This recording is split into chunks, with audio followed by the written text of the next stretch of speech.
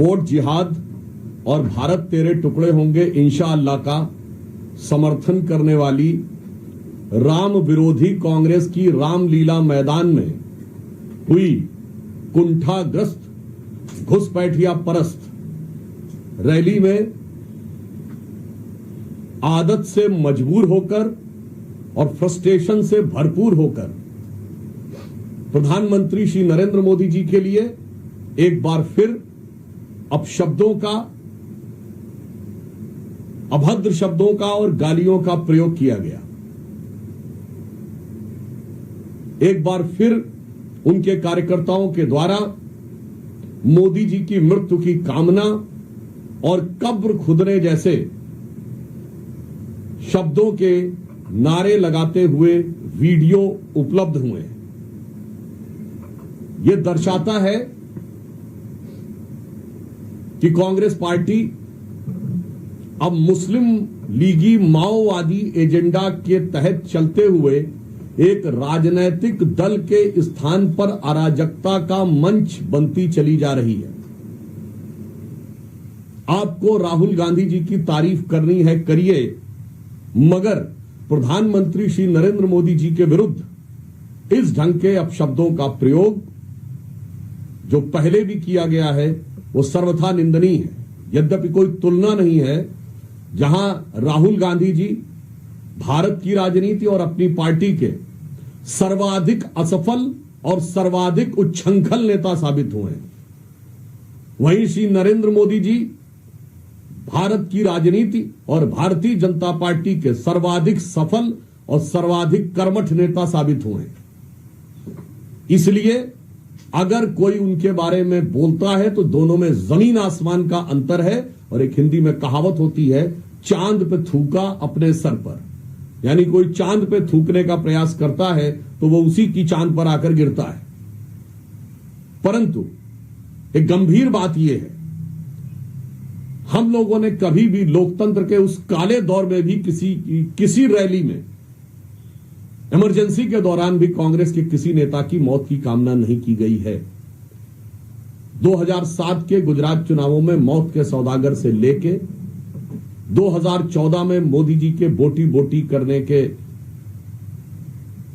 बयान तक, 2019 में फिर मोदी जी की कब्र खोदने के बयान तक, 2022 के गुजरात चुनाव में मोदी जी को हैसियत सिखा देंगे कि मधुसूदन मिस्त्री जी के बयान तक, और 2025 के बिहार चुनाव में प्रधानमंत्री जी की पूज्य माता जी को गाली देने तक, जितनी बार कांग्रेस ने नफरत की है उतना ही जनता ने प्रधानमंत्री जी को मोहब्बत दी है।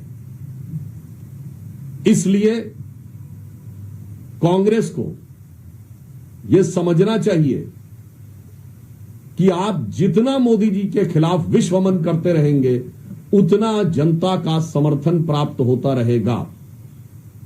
और इतना ही नहीं, मुख्य चुनाव आयुक्त के लेकर ऐसे चित्र मीडिया में आए हैं कि उन्हें कैदी के रूप में दिखाया जा रहा है। अर्थात कांग्रेस पार्टी जो सत्ता में रहते हुए आतंकियों का नैतिक समर्थन करती रही है, वो अब संवैधानिक संस्थाओं में आतंक पैदा करने का प्रयास कर रही है।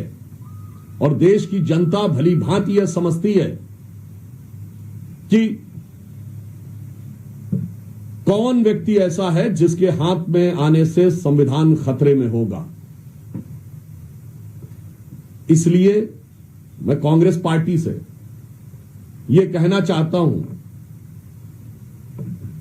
कि आप जितनी भी अभद्र शब्दों का प्रयोग जब तक करते रहेंगे, आपका परिणाम क्या होगा, मैं प्रधानमंत्री श्री नरेंद्र मोदी जी की तरफ से कहना चाहूंगा कि दरिया का सारा नशा उतरता चला गया, तू मुझको डुबाता रहा और मैं उभरता चला गया, और मंजिल समझ के बैठ गए जिस पे चंद लोग, मैं ऐसे कितने ही रास्तों से गुजरता चला गया। दूसरा बिंदु मैं कहना चाहूंगा, मगर कांग्रेस पार्टी की एक बात के लिए मैं तारीफ करना चाहूंगा, तो प्रधानमंत्री जी को गाली देने में भी अपने वोट बैंक का पूरा ध्यान रखते हैं। उन्होंने मोदी जी की कब्र खुदने की बात कही है, जबकि हिंदू धर्म में कब्र नहीं खुदती है और उनकी एक नेत्री ताबूत की बात कर रही है। हिंदू धर्म में न कब्र खुदती है न ताबूत होता है, बल्कि भस्म किया जाता है। अर्थात गाली देने की कुंठा में भी वोट बैंक के लिए जो छटपटाहट है, जो मोहब्बत है, वो काबिले तारीफ है कांग्रेस पार्टी की। तीसरा बिंदु मैं पूछना चाहता हूं कांग्रेस पार्टी से, कल केरल नगर निगम के चुनावों में तिरुवनंतपुरम में भारतीय जनता पार्टी ने शानदार सफलता हासिल की है। केरल में एलडीएफ की सरकार है और नगर निगम के चुनाव राज्य सरकार और राज्य सरकार का चुनाव आयुक्त करवाता है। वहां वोट चोरी किसने की? जब से कांग्रेस के नेता श्री राहुल गांधी जी केरल में गए हैं, हमेशा केरल में पिछले 30-40 सालों से एक बार कम्युनिस्ट गठबंधन की सरकार, एक बार कांग्रेस गठबंधन की सरकार आती है। परंतु यह पहली बार हुआ है लंबे समय के बाद कि जब कम्युनिस्ट गठबंधन की सरकार यानी एलडीएफ सत्ता में थी और कांग्रेस दोबारा चुनाव हार गई, यूडीएफ फिर चुनाव हार गई और सत्ता में नहीं आ पाई। मैं कांग्रेस पार्टी से पूछना चाहता हूं, तुम्हारा वोट किसने चोरी किया? कम्युनिस्टों ने। भारतीय जनता पार्टी तो वहां पे है नहीं। और नगर निगम के चुनावों में जहां जहां कांग्रेस पार्टी कम्युनिस्टों से हारी है केरल में, और जहां जहां कम्युनिस्ट पार्टी कांग्रेस से हारी है, किसने किसका वोट चोरी किया है? इस बात का मुझे सीधा सपाट जवाब चाहिए, अन्यथा मैं पूरा कहना चाहता हूं, कांग्रेस पार्टी अब एक राजनीतिक दल से अधिक अराजकता का मंच बनती जा रही है। एक कांग्रेस पार्टी जो एक दौर में जो दावा करती है, महात्मा गांधी जी से लेके लोकमान्य तिलक, सरदार पटेल, सुभाष चंद्र बोस जी जैसे बड़े बड़े नेताओं की विरासत का दावा करके स्वतंत्रता संग्राम का नेतृत्व कर रही थी, वो कांग्रेस पार्टी आज भारतीय राजनीति के लिए एक अभिशाप के समान होती चली जा रही है।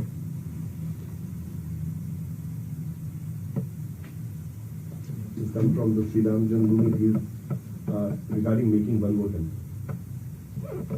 कहा गया कब्र बोले खोदने की तमन्ना और वो कब्र खोदने की तमन्ना और वो हसरतें दिखा रही हैं कि अब आपका मुस्तकबिल क्या होने वाला है। मुझे लगता है राहुल गांधी जी के नेतृत्व में कांग्रेस जिस तरफ आगे बढ़ रही है, आप सब लोगों ने वो फेमस बुक सुनी होगी, द लास्ट मुगल। शायद अब कांग्रेस पार्टी का हश्र वही होने वाला है जो मुगल साम्राज्य का हुआ था, क्योंकि इतिहास गवाह है कि मुगल साम्राज्य में 6 लोगों का दौरे हुकूमत रहा। बाबर, हुमायूं, अकबर, जहांगीर, शाहजहां, औरंगजेब। 6 पीढ़ी के बाद समाप्त।